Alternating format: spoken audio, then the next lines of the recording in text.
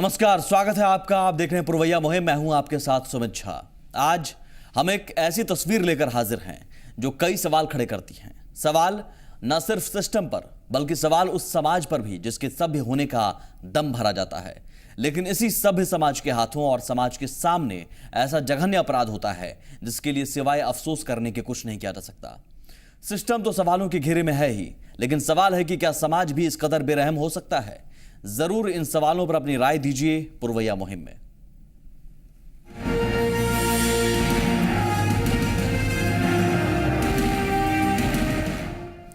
नालंदा में 2 छात्रों की मौत के बाद उग्र हुई भीड़ इस कदर बेरहम हो जाती है कि बिना सोचे समझे या कारण जाने क्रूरता की सारी हदें पार करते हुए स्कूल के निदेशक की पीट पीट कर जान ले लेती है। सिस्टम मूक दर्शक बना रहता है और समाज में छिपे चंद भेड़िए हैवानियत का नंगा नाच करते रहते हैं, वो भी कथित सभ्य समाज के सामने। लेकिन अब जो सच्चाई सामने आई है वो न सिर्फ हैरान करती है बल्कि परेशान भी करती है। हम पूरी कहानी समझेंगे, लेकिन उससे पहले आपको बता दें कि डीपीएस डायरेक्टर की मौत के बाद बवाल बढ़ता ही जा रहा है, वहीं पुलिस प्रशासन बेबस दिख रही है। सबसे पहले आपको 2 तस्वीरें दिखाने जा रहे हैं जो नालंदा के हालात को बयां कर रही हैं। पहली तस्वीर आज की है।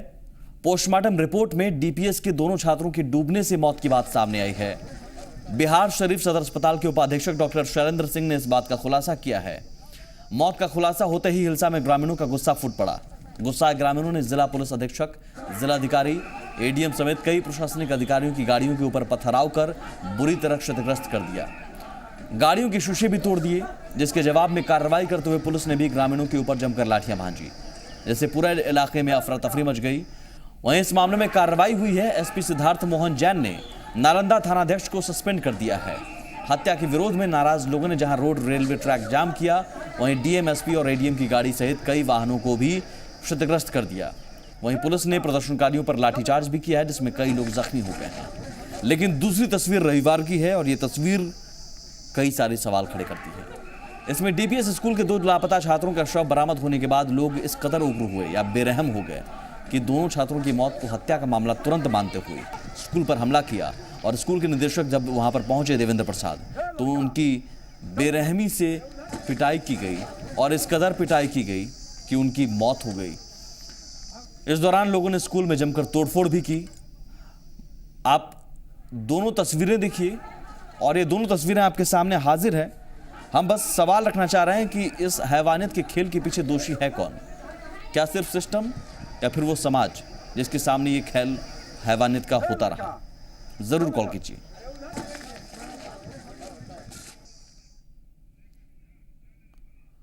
वहीं सूचना मिलते ही पटना प्रक्षेत्र के डीआईजी शालीन कुमार हिलसा पहुंचे और मामले की छानबीन कर स्कूल के निदेशक के मृतक देवेंद्र प्रसाद सिन्हा के परिजनों को हर संभव सहायता देने की बात कही। देखिए, हमने अपने एसपी साहब से बात की है और इसमें जो जहाँ ये घटना हुई है वहाँ के थानाध्यक्ष को निलंबित कर दिया गया, सस्पेंड कर दिया गया है। इसके अलावा इसमें जो भी लोग इस क्रूएलिटी से इनको मारने में शामिल हैं उनमें से किसी को भी बख्शा नहीं जाएगा।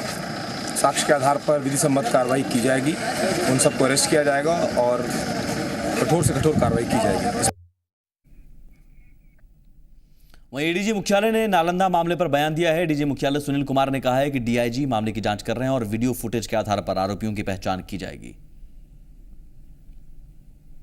नालंदा की कल की घटना घटी है जिसमें कि स्कूल के डायरेक्टर की मौत हो गई और उस दौरान कुछ फुटेज हैं जिसके आधार पर कुछ लोग चिन्हित किए गए हैं और पुलिस कार्रवाई कर रही है और वैसे लोगों को गिरफ्तार किया जाएगा। डीआईजी सेंट्रल रेंज पटना भी वहाँ गए हुए हैं और पुलिस अधीक्षक, वहाँ के जो स्थानीय पुलिस हैं और डीआईजी सेंट्रल रेंज पटना मिल कर के जो उचित कार्रवाई है, जो विधि सम्मत कार्रवाई है, की जाएगी। ये पोस्टमार्टम रिपोर्ट से क्लियर होगा। पोस्टमार्टम के लिए कल ही भेज दिया गया था लाशों को, तो वो पोस्टमार्टम रिपोर्ट आ जाने पर आज संभवतः पोस्टमार्टम रिपोर्ट मिल जाएगा, तो वो फिर क्लियर हो जाएगा कि मौत का कारण क्या था। और अमित कुमार हमारे साथ मौजूद हैं, जी मीडिया संवाददाता सीधे नालंदा के हिलसा से। अमित, सबसे पहले हम जानना चाहेंगे वहां पर अभी हालात कैसे हैं? देखिए सुमित, हालात की बात की जाए तो हालात अब लगभग सामान्य हो चुके हैं और जो तस्वीरें हैं वो इस बात को बयां कर रही है। हमारे पीछे वो स्कूल है, देख सकते हैं आप, ये डीपीएस पब्लिक स्कूल है, यहीं पे वो घटना हुई है। छोटे छोटे मासूम बच्चे जो हैं वो दिख रहे होंगे आपको।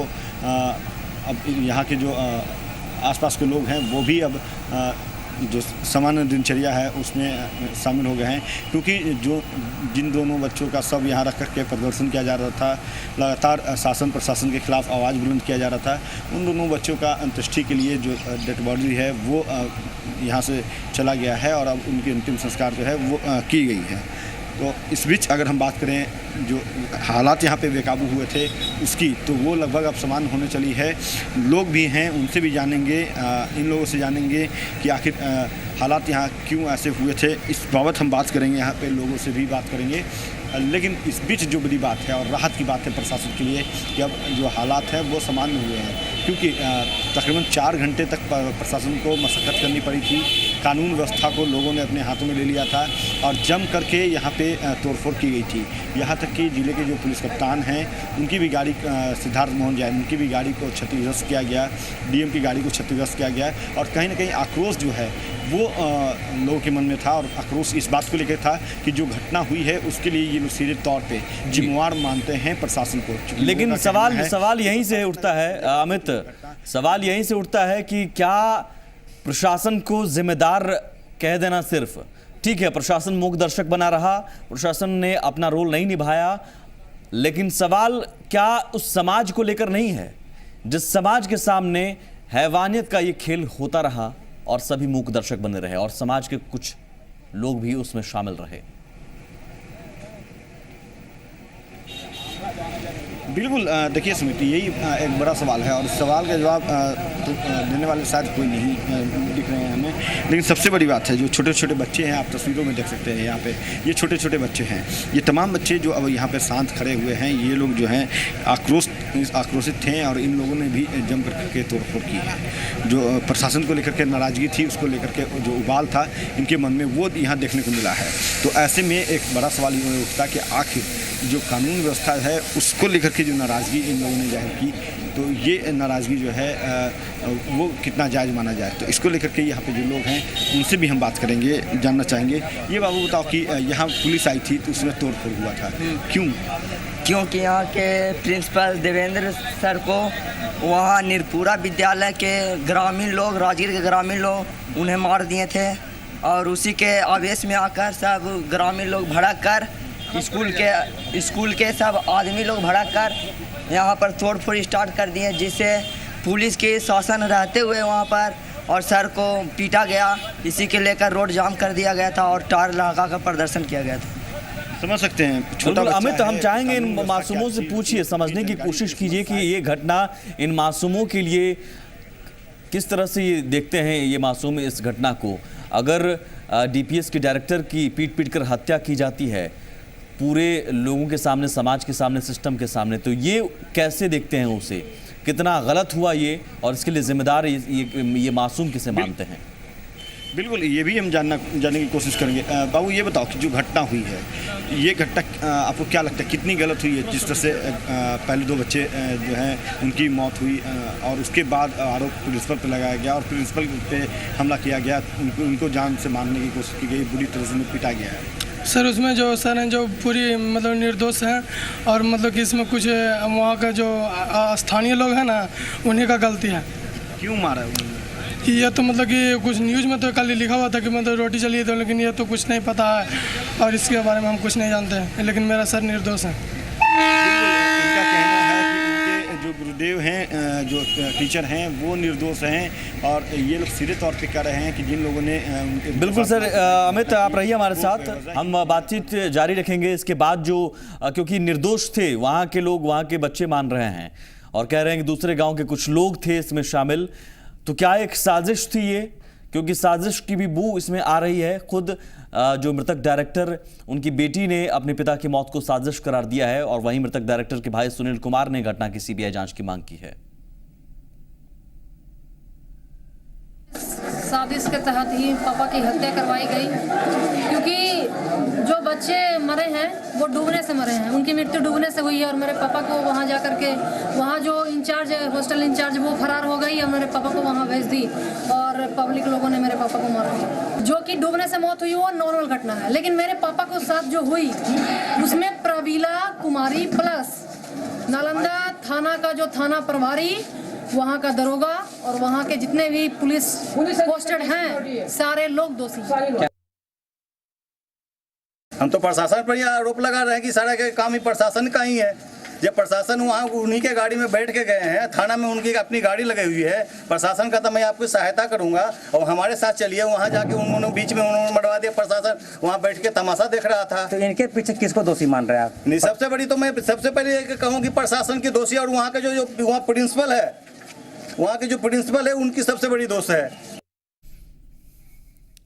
प्रशासन को दोषी ठहराना ज़रूर ये सही भी है इस हालात में, क्योंकि प्रशासन का काम था इस हालात पर काबू करना और उनकी जान बचाना, डीपीएस डायरेक्टर का। लेकिन सवाल ये भी है कि क्या समाज दोषी नहीं है? क्या समाज के लोग जो देखते रहे, मूक दर्शक रहे, क्या वो तमाशबीन नहीं रहे हैवानियत के इस खेल को लेकर? कौशल कुमार हमारे साथ हैं, एक दर्शक। जी कौशल जी।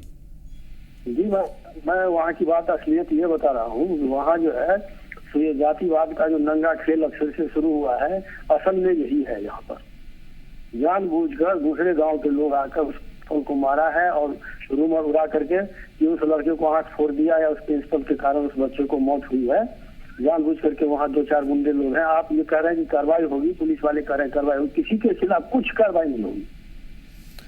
बिल्कुल, देखते हैं यकीनन उम्मीद तो की जानी चाहिए कानून से, सरकार से। चेहरे भी साफ साफ दिख रहे हैं, इस वीडियो फुटेज के आधार पर ही कार्रवाई की बात कही जा रही है और तमाम चेहरे वो दिख रहे होंगे प्रशासन को भी। देखते हैं कब तक गिरफ्तारी होती है। शुक्रिया सर। अमित, सवाल यही है कि क्या एक साजिश थी और इस साजिश में प्रशासन का भी पूरा साथ रहा और वहाँ के लोगों में क्या ये एक अलग मसले को दूसरे तरीके से तूल दे दिया गया, दूसरी तरफ बढ़ा दिया गया और डीपीएस डायरेक्टर की पीट कर हत्या कर दी गई? बिल्कुल, देखिए सुमित, जो तस्वीरें यहाँ देखने को मिल रही है, जो लोगों की जुबानी कही गई बातें हैं, तो कुछ बातें जो हैं उस तरफ भी जाती है और ये भी लोगों का कहना है कि जो डायरेक्टर जिनके ऊपर जानलेवा हमला किया गया, जिनकी पिटाई की गई बेरहमी से, वो कहीं से भी दोषी नहीं है। ये यहाँ के लोगों का मानना है, यहाँ के जो बच्चे हैं उनका मानना है, युवा है उनका मानना है, युवाओं से जानते हैं। ये बताइएगा कि जो डायरेक्टर थे जिनको ये कहा गया कि उन्होंने 2 बच्चों की हत्या कर दी, क्या लगता है इसके पीछे कोई साजिश थी या क्या लगता है कि कौन लोग शामिल? सुनिए, इसके पीछे किसी चीज़ की साजिश होगी। कहा कि हम लोग ऐसा स्टूडेंट हैं कि उनसे हम ज्ञान लिए हैं, शिक्षा लिए हैं, जो कि ये नहीं होना चाहिए था कि उनकी हत्या कर देना चाहिए। कहा कि हम लोग हमेशा ये दूसरी स्कूल बनी है जो कि हिंसा से पूर्व की ओर स्कूल थी, हाई स्कूल के बगल में स्कूल थी, लेकिन आज तक हम लोग वहाँ से शिक्षा लेते यहाँ से आए, 10+2 किए हैं। आज हम सर के बदौलत हैं कि किसी अपना जॉब कर रहे हैं, ITI कर रहे हैं, लेकिन ऐसा सर हम लोग का अप्रोच नहीं दिए, ना एक डंडा पिटाई किए हैं। ये सर के ऊपर अप्रोच लगाया जाता है कि सर अब जानलेवा हमला किए, लेकिन ऐसा सर डायरेक्टर सर ऐसा नहीं थे, श्री देवेंद्र प्रसाद सिन्हा ऐसा नहीं थे। ये गलत बात है। बिल्कुल, ये इन बच्चों का कहना है कि जो इनके डायरेक्टर थे देवेंद्र प्रसाद जो हैं वो इस तरह के नहीं थे, इनका ये कहना है। लेकिन लोग हैं, आखिर उबाल क्यों आया और उबाल को क्या ये कितना जायज़ मानते हैं, ये भी जानने की कोशिश करेंगे। बाबू ये बताओ, आप बताइएगा। तो बच्चे हैं बहुत ज़्यादा ये बोलना नहीं चाह रहे हैं। आप बताइएगा कि यहाँ जो तोड़फोड़ हुई तोड़फोड़ हुई, जैसे कि पहले जो नीरपुर में जो घटना हुई, उचित कितना मानते हैं? उचित बिल्कुल 100% है। जैसे कि यहाँ पे बिल्कुल बुने जाने पूछे उन्हें हत्या कर दी गई नीरपुर में, कानून को भी हाथ में लिया उन्होंने। तो यहाँ के भी लोग तो उसे कानून कुछ नहीं कर रही थी, बिल्कुल हाथ में हाथ दबाए बैठी हुई थी। वहाँ पुलिस गई, चली गई वापस। हम जहाँ पे हमला हो रही थी वहाँ पे बिल्कुल नहीं गई पुलिस, दूर से ही भाग गई। तो यहाँ पे तो उग्र रोग हो गई ना। मतलब सीधे तौर पे प्रशासन जिम्मेदार, बिल्कुल जिम्मेदार है। वो चाहती तो प्रशासन बचा सकती। सर की बेटी ने ऑलरेडी फ़ोन कर चुका कि मेरे पापा को बचा लो, सभी जगह फ़ोन किया उन्होंने, लेकिन कोई ऐसा प्रशासन के लोग ने अपना कोई कदम नहीं उठाया। वहाँ पर गए, भाग भी आए, ऐसा हुआ है। बिल्कुल, बहुत बड़ा सवाल, बहुत गंभीर सवाल है अमित कि क्या इस सस्पेंशन, थानाध्यक्ष को सस्पेंड कर देना, एक कार्रवाई हो गई, इसके आगे कुछ नहीं।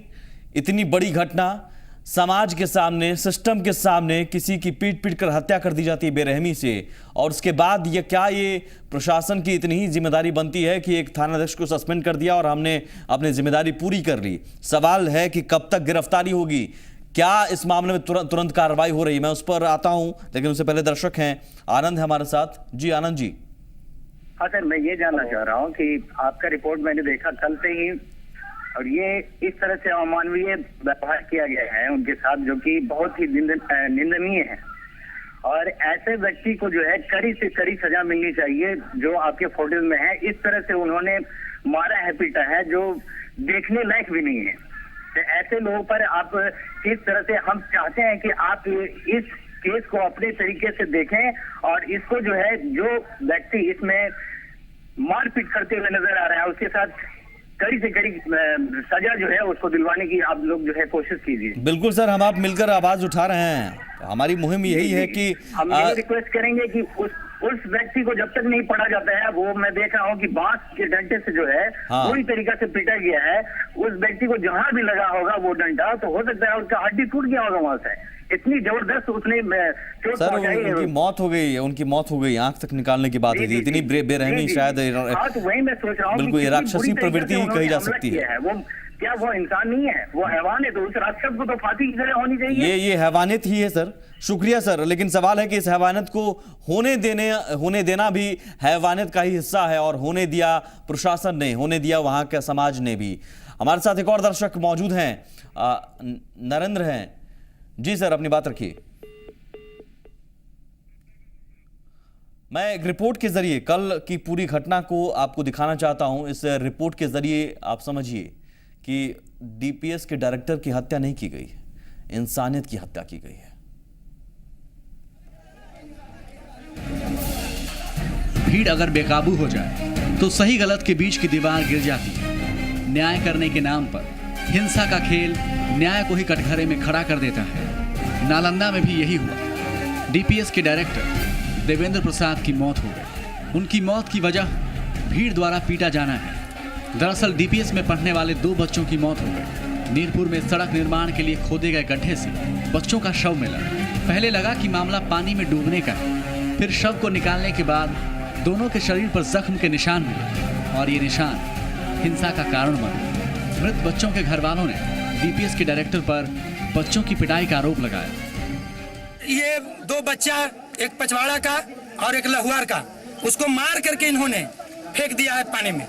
बच्चा मतलब कि कहाँ, स्कूल में रहता था? जी, स्कूल में, हॉस्टल में था। और एक बच्चे का सर आंख से और कान से ब्लड निकल रहा है सर, और एक दाहिना आंख फूटा हुआ है सर।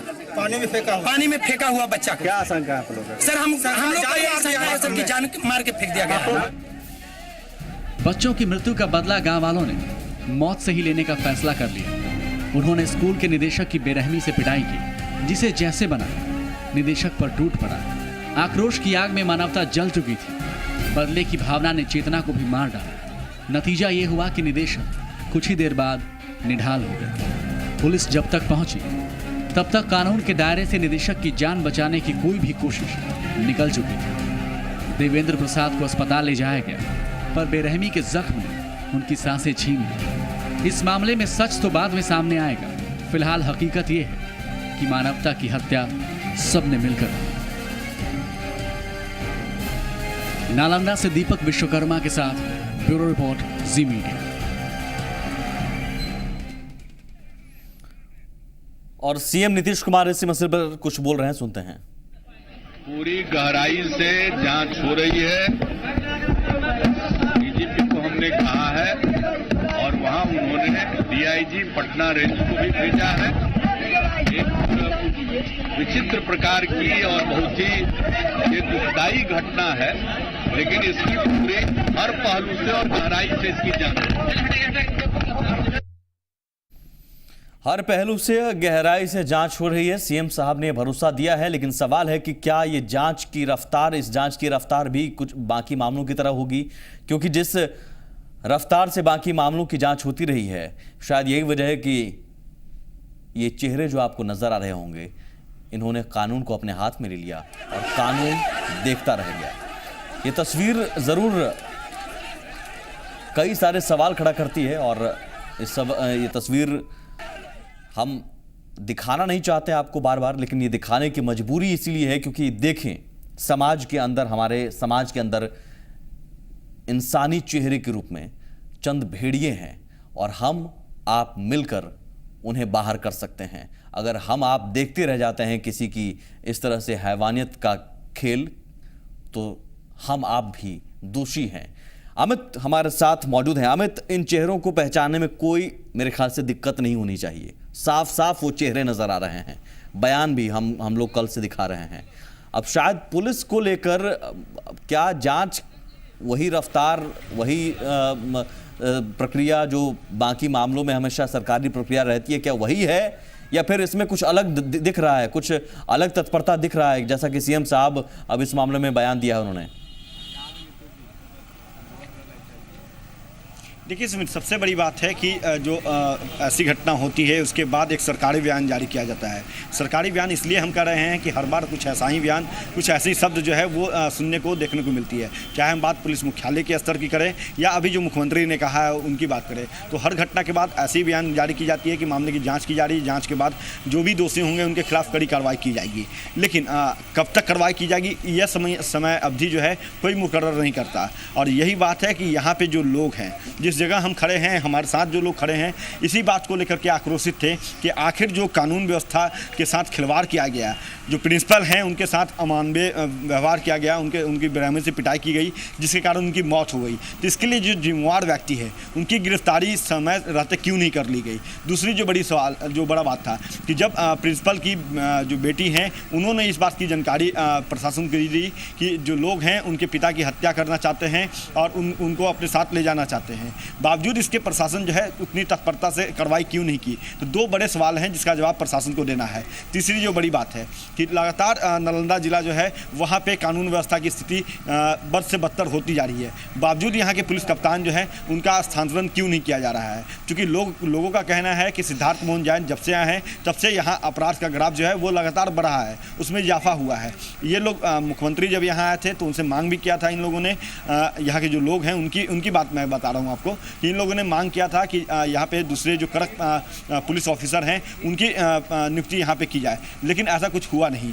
ये वही जिला है जहाँ पे चंद दिनों पहले राजगीर में एक कार्यक्रम था, सांस्कृतिक कार्यक्रम था, जहाँ पे एक बार वाला का डांस कराया गया। तो कई ऐसे चीज़ें हैं जिसको लेकर के जो शासन है वो गंभीर नहीं है और इनका ये कहना है कि यहाँ कानून के साथ खेलने वालों को छूट दी गई है।